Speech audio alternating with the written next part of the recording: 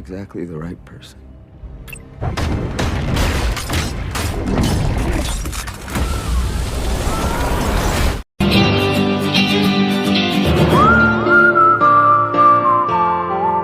Halo Mang Cebice, di mana bae kamu berado? Mano kabarnya? Balik lagi dengan aku Tigor.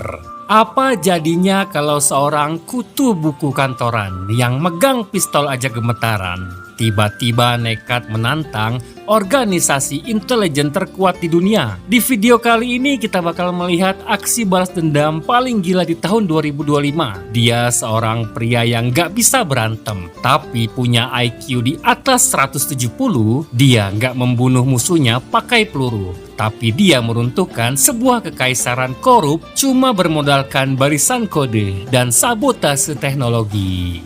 Sebelum masuk alur ceritanya, tonjok dulu tombol subscribe-nya dan like-nya, biar aku juga semangat buat videonya. Cuko dah becuko, pempek tengah duo, payu diaturi alur ceritanya.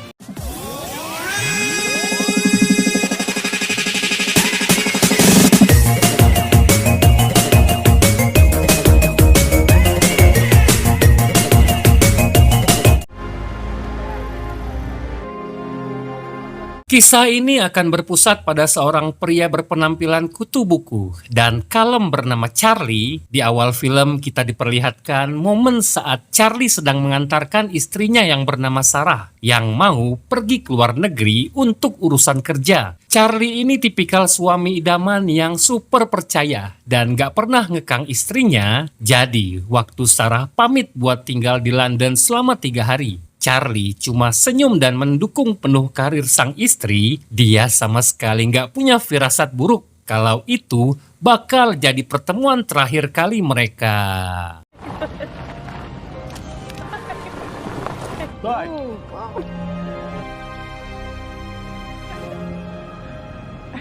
Tapi jangan salah, di balik penampilannya yang kelihatan lemes dan kurang meyakinkan, Charlie ternyata bukan orang sembarangan. Dia bekerja di jantung pertahanan Amerika alias markas utama CIA. Otaknya ini encer banget. Di atas rata-rata normal manusia, tugas spesifiknya di sana adalah sebagai seorang kriptografer atau ahli pemecah kode rahasia. Pekerjaannya adalah menerjemahkan dan mengamankan data-data super rumit yang gak bisa dibaca oleh manusia biasa.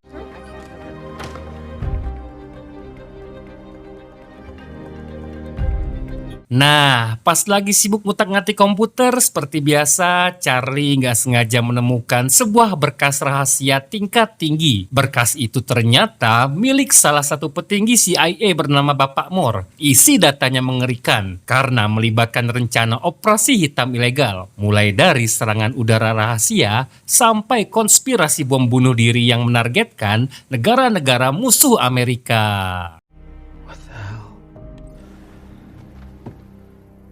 Di sela-sela jam kerjanya, Charlie selalu menyempatkan diri buat chatting atau teleponan sama Sarah. Nanyain hal-hal sepele, kayak udah makan belum, lagi sibuk apa, atau sekedar melepas kangen. Pokoknya bucin banget deh. I love you. Love you, babe. Bye. Tapi kebahagiaan itu langsung lenyap. Karena keesokan harinya, begitu Charlie sampai di kantor, dia dikagetkan karena Bapak Moore sudah menunggunya di ruangan. Charlie sempat tegang, mengira rahasia tentang data ilegal kemarin malam sudah ketahuan. Tapi ternyata Moore datang membawa kabar yang jauh lebih mengerikan. Dia mengabarkan kalau London baru saja diguncang serangan teroris dan Sarah, istrinya Charlie tercinta, menjadi salah satu korban yang tewas di tempat kejadian. Saat pulang ke rumah, mental Charlie pun langsung ambruk. Dia nggak bisa nerima kenyataan kalau wanita yang paling dia cintai pergi secepat itu dengan cara yang tragis. Nggak mau tinggal diam. Besoknya Charlie langsung menghadap Bapak Moore lagi. Dia menuntut perkembangan investigasi dan pengen tahu siapa bajingan yang sudah membunuh istrinya. Tapi tanggapan dari Moore sangat dingin. Dia bilang tim investigasi belum menemukan petunjuk apapun dan Charlie diminta untuk pulang dan sabar serta menyerahkan semuanya ke pihak yang berwenang. You need to take some time. Go home, Charlie. Melihat respon yang lambat dan mencurigakan, insting detektif Charlie pun langsung berjalan. Menggunakan komputer markas CIA yang punya akses tanpa batas, Charlie melakukan peretasan mandiri. Dia berhasil membobol server CCTV di lokasi kejadian yang ada di London. Dari rekaman itulah, Charlie menemukan fakta kalau pelakunya berjumlah 4 orang. Di dalam rekaman, para teroris itu menyerbu gedung konferensi pers tempat Sarah bekerja sebagai jurnalis. Sialnya, dari sekian banyak sandera, para teroris sengaja memilih Sarah, lalu salah satu dari mereka menembak Sarah di depan kamera sebagai pesan ancaman untuk kepolisian setempat.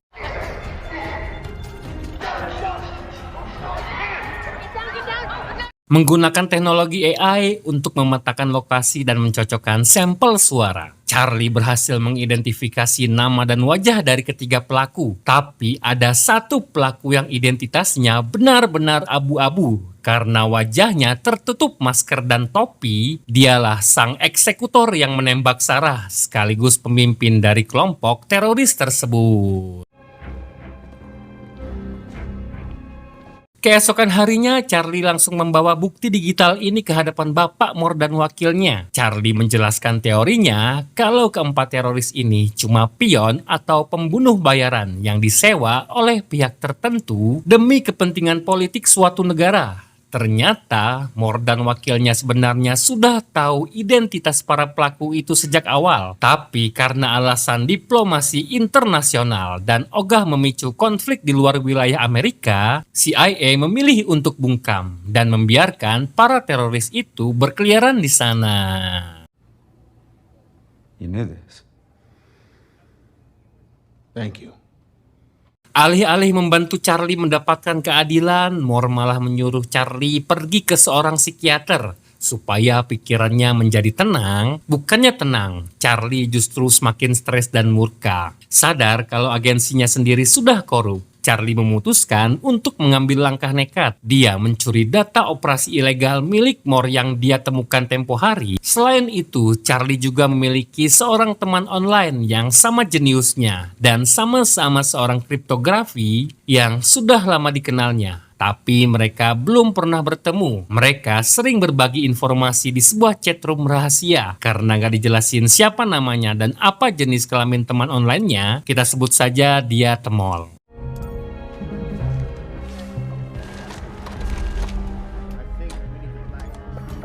Pada momen ini, Charlie membawa semua dokumen ilegal yang sudah dicetaknya, lengkap dengan tanda tangan bukti persetujuan dari Moore dan wakilnya. Dan ketika disodorkan bukti itu, Moore langsung panik dan mengancam bakal menjebloskan Charlie ke dalam penjara seumur hidup atas dugaan spiones. Bukannya takut, jiper, ataupun ketar-ketir, Charlie cuman senyum tipis dan mengancam balik. Sebagai ahli komputer, dia sudah memasang sistem pengiriman otomatis atau dead man switch. Jika dalam waktu 5 jam Charlie tidak mengupdate kode enskripsi khusus, semua data kejahatan Moore bakal otomatis terkirim ke media-media internasional dan Biro Hukum Federal, yang artinya Moore nggak bisa membunuh atau memasukkan Charlie ke dalam penjara. These files will automatically be sent. I don't code in every 5 hours. Lantas, apa yang Charlie minta sebagai uang tutup mulut? Dia nggak meminta uang jutaan ataupun miliaran rupiah. Dia cuma minta satu hal saja. Izinkan dia ikut pelatihan agen lapangan CIA. Dia pengen diajarin cara menembak, taktik pertempuran, dan strategi bertahan hidup. Niatnya cuma satu. Dia mau memburu keempat pembunuh istrinya dan menghabisi mereka dengan tangannya sendiri. I want a fighting chance. Anything else? Karena posisinya terdesak, Moore akhirnya terpaksa menuruti kemauan si kutu buku ini sambil diam-diam mencari cara untuk membuktikan apakah ancaman data Charlie itu cuma gertakan atau memang benar adanya. We need to keep a lid on this, right? Singkat cerita, Charlie tiba di barak pelatihan militer rahasia. Di sana dia dipertemukan dengan seorang pelatih senior yang bakal menjadi mentornya selama di camp. Dia bernama Henderson dan pas latihan menembak, nggak ada satupun peluru Charlie yang mengenai sasaran. Bahkan pas disuruh maju beberapa langkah ke depan papan target, tembakannya tetap meleset. Henderson sampai cuma bisa geleng-geleng kepala melihat bakat bertempur Charlie yang memang benar-benar ampas. You might have a 50-50 chance of hitting something. Tapi Charlie punya kelebihan lain. Dia sangat jenius dalam merakit bahan peledak taktis menggunakan barang-barang umum di sekitarnya. Di camp itu juga, dia belajar cara memalsukan dokumen identitas seperti paspor dan visa yang gak bakal bisa dideteksi oleh imigrasi manapun. Malamnya si Henderson mendatangi kamar Charlie untuk memberikan evaluasi jujur. Dia bilang, "Lu gak punya insting membunuh Charlie. Nyali lu gak bakal cukup buat mencabut nyawa orang." Untuk membuktikannya, Henderson menyerahkan pistol dan menyuruh Charlie untuk menembaknya saat itu juga. Sesuai tebakan Henderson, tangan Charlie gemetaran dan dia nggak berani menarik pelatuknya yang padahal pistol itu tidak ada pelurunya. People have certain gifts. You're just not a killer, Charlie. Di sisi lain, tim investigasi bentukan Moore berhasil membongkar seluruh riwayat pergerakan Charlie. Setelah diperiksa secara detail, rumah, kantor, bahkan kafe langganan Charlie pun sudah mereka periksa. Tim menyimpulkan kalau ancaman sistem pengiriman data otomatis milik Charlie itu cuma gertakan kosong. Mendengar laporan itu, Moore langsung menelpon Henderson untuk memberi perintah tegas. Habisi Charlie sekarang juga. Take him off the board? He was playing us. Tapi Moore lupa satu hal, Charlie itu punya IQ di atas 170. Selama ini, dia sudah menyadap semua pembicaraan Moore lewat alat penyadap mikro yang sudah dia selipkan di klip kertas kantor. Begitu tahu dirinya mau dieksekusi, Charlie langsung bergerak cepat melarikan diri dari kamp pelatihan malam itu juga menggunakan paspor palsunya. Charlie terbang ke London untuk memulai pemburuan teroris seorang diri. Target pertama yang diincar Charlie di London adalah seorang wanita bernama Taya, salah satu anggota teroris yang direkaman CCTV. Charlie menyewa kamar hotel yang posisinya pas di sebelah restoran yang sering dikunjungi Taya. Dengan kemampuan meretasnya, Charlie menyadap ponsel Taya dan berhasil melacak lokasi apartemennya.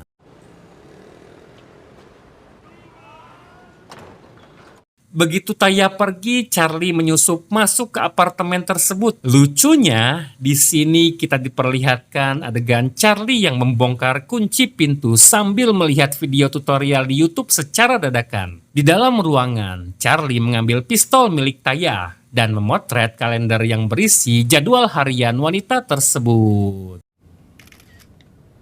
Charlie sendiri tahu dia nggak punya nyali untuk menembak orang secara langsung. Jadi dia memakai cara yang lebih halus dan taktis dari jadwal medis di kalender yang dia foto sebelumnya. Charlie tahu kalau Taya punya alergi akut terhadap serbuk sari bunga. Besoknya Charlie membeli bunga dalam jumlah besar dan menyabotase sistem komputer di klinik tempat Taya biasa melakukan tes kesehatan paru-parunya. Saat Taya masuk ke dalam bilik kaca pemeriksaan, Charlie meretas komputer si dokter. Sehingga ketika si dokter keluar, Charlie masuk dan mengunci pintu itu dari dalam. Lalu Charlie mengunci bilik kaca yang membuat Taya tidak bisa keluar dan memulai memasukkan serbuk sari ke dalam bilik kaca tersebut. Hingga Taya langsung sesak napas dan sekarat.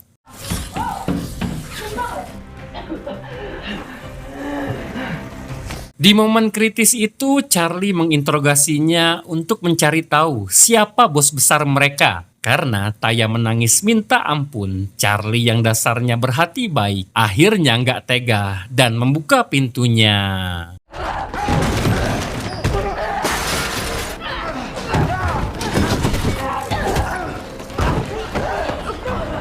Sialnya begitu Taya berhasil keluar gedung sambil terengah-engah. Dia malah tewas ketika karena tertabrak mobil di jalanan. Charlie yang panik langsung kabur dari lokasi kejadian.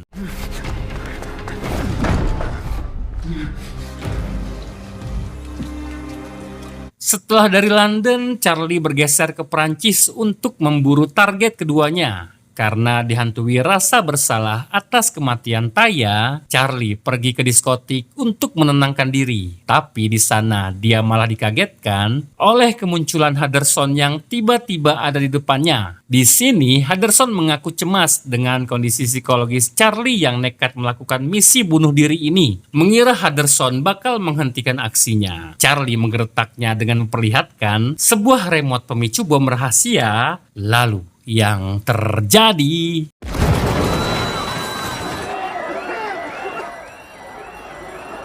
setelah kabur dari Henderson, Charlie pun buru-buru langsung menghubungi si Temol yang saat ini lagi berada di Turki, sehingga dia pun tanpa pikir panjang langsung terbang ke Turki. Sesampainya di Turki, Charlie langsung menemui si Temol yang ternyata dia seorang wanita bernama Susi. Sesama kriptografer handal yang sudah jadi teman online selama 5 tahun, tapi belum pernah ketemu secara langsung. Charlie meminta bantuan Susi untuk melacak target keduanya yang bernama Miska Blasik. So you'll help me? Melalui analisa media sosial pacarnya Miska yang suka pamer foto di Instagram, Susi berhasil mengendus lokasi Miska yang ternyata lagi liburan mewah di Madrid, Spanyol. Charlie dan Susi pun segera terbang ke Spanyol berdasarkan pantauan CCTV hotel. Miska ini punya kebiasaan unik, yaitu rutin berenang di kolam renang kaca gantung yang menghubungkan 2 gedung tinggi. Struktur kolam itu menampung ratusan ton air dan menggunakan teknologi tekanan udara 3 lapis kaca. Charlie langsung menyusun rencana sabotase. Dia menyusup ke ruangan mesin hotel dan memanipulasi regulator tekanan udara kolam tersebut. Di saat Miska lagi asik berenang, Charlie muncul di tepi kolam dan mengancam akan menghancurkan kolam renang tersebut jika Miska tidak memberitahu siapa nama bos besar mereka. Miska yang mendengarnya pun hanya tertawa dan melanjutkan berenangnya. Lalu yang terjadi, Exactly the right person.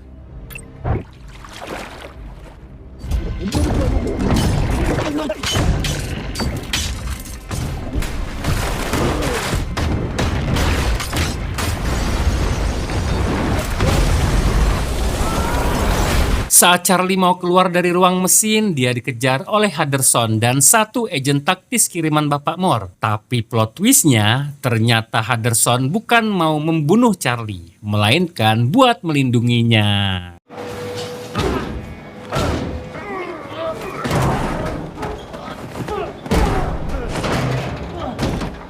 Terjadi baku hantam sengit antar Henderson melawan si agen tersebut. Meskipun perutnya tertembak, Henderson berhasil mengalahkan si agen dan Charlie yang gak punya waktu cuma bisa memberikan isyarat terima kasih, lalu kabur meninggalkan Spanyol.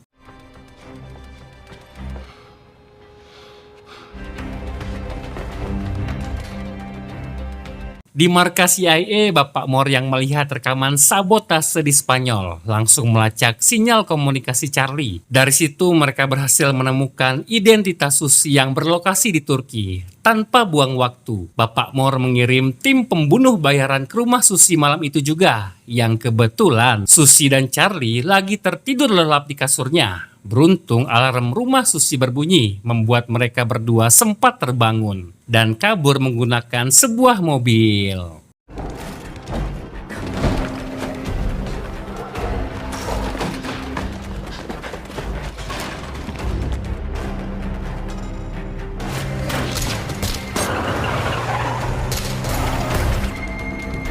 Terjadi kejar-kejaran yang intens di pinggir perairan Turki. Tim pembunuh terus memberondong mereka dengan peluru tajam. Naas dalam pelarian itu, Susi terkena tembakan di bagian dada. Charlie mencoba membawanya ke tempat aman untuk diselamatkan. Tapi luka Susi terlalu parah. Wanita itu menghembuskan nafas terakhirnya di dalam mobil bersama Charlie. Dan sekarang Charlie benar-benar sendirian tanpa sekutu. Dengan modal kecerdasan otaknya, Charlie menggunakan ponsel peninggalan Susie untuk memancing target ketiganya yang bernama Alice. Diketahui kalau Alice ini adalah penyedia senjata ilegal untuk jaringan teroris. Charlie menyamar sebagai penjual senjata ilegal dan mengajak Alice untuk bertransaksi di sebuah gedung kosong terbengkalai di Romania. Sambil menunggu Alice datang, Charlie melakukan trik cerdas untuk mengecoh Bapak Moore. Dia meretas kamera keamanan di seluruh dunia dan menempelkan manipulasi wajahnya ke ratusan orang secara acak di berbagai negara secara bersamaan. Moore dan timnya di Langley langsung pusing 7 keliling melihat sinyal keberadaan Charlie yang muncul di seluruh dunia dalam waktu bersamaan. Trik ini sukses memberikan Charlie waktu luang untuk mengeksekusi Alice. Just got on a tram in Prague. The little prick is now at a museum? Heller's in Berlin. What?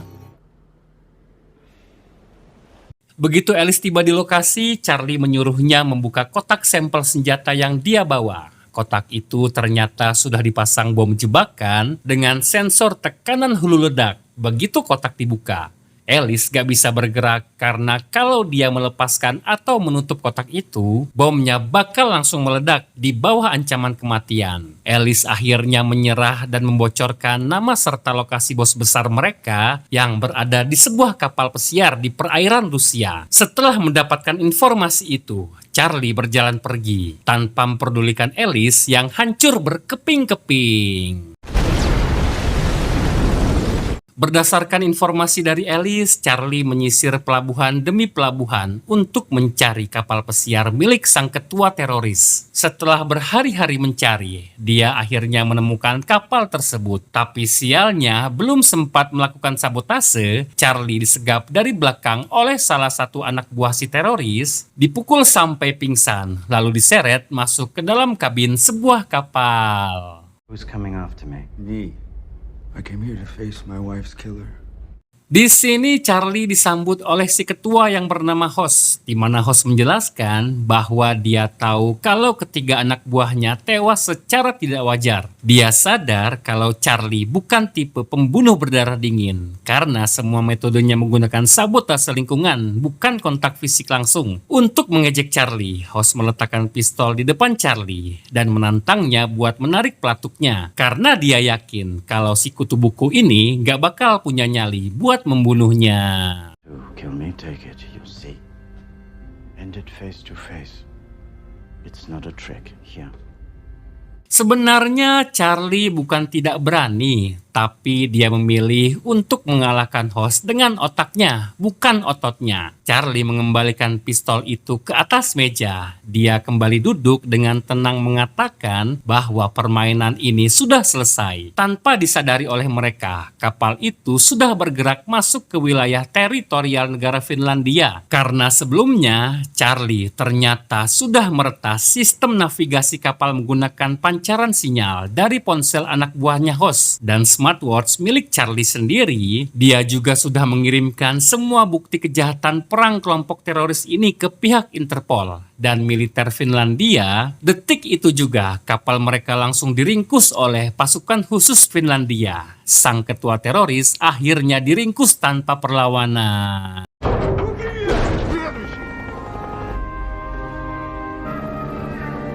Berkat kesaksian dan bukti-bukti digital tak terbantahkan yang disebarkan oleh Charlie, konspirasi busuk di dalam tubuh CIA akhirnya terbongkar total ke publik. Bapak Moore dan seluruh jajarannya yang korup langsung ditangkap oleh agen federal atas tuduhan kejahatan kemanusiaan. Skandal ini menjadi tamparan keras bagi pemerintah Amerika yang sering bikin kekacauan di negara orang demi keuntungan politik sepihak. Those individuals will face the full force of the law. They were illegal. Charlie pun menyempatkan diri berkunjung ke makamnya Sarah. Dia seolah mengatakan bahwa dendamnya sudah terbalaskan. Charlie pulang dan tidak diduga dia ditemui Henderson yang mengungkapkan rasa kagumnya. Karena si orang amatir ini justru berhasil menyelesaikan misi mustahil yang bahkan nggak bisa dilakukan oleh agen profesional CIA. Terungkap juga kalau alasan Henderson tidak membunuh Charlie di camp dulu adalah karena dia sudah tahu kelakuan busuk Bapak Moore dan memilih berpihak pada keadilan yang dibawa oleh Charlie. See you around, Charlie.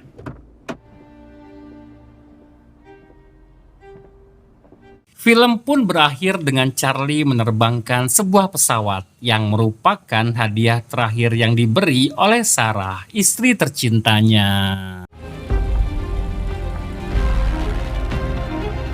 Dan film pun selesai.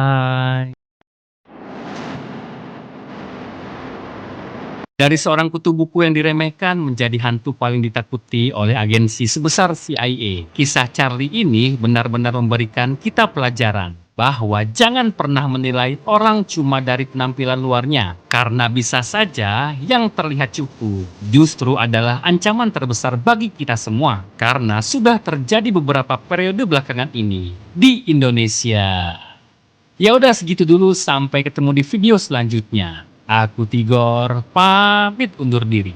Assalamualaikum. Subscribe.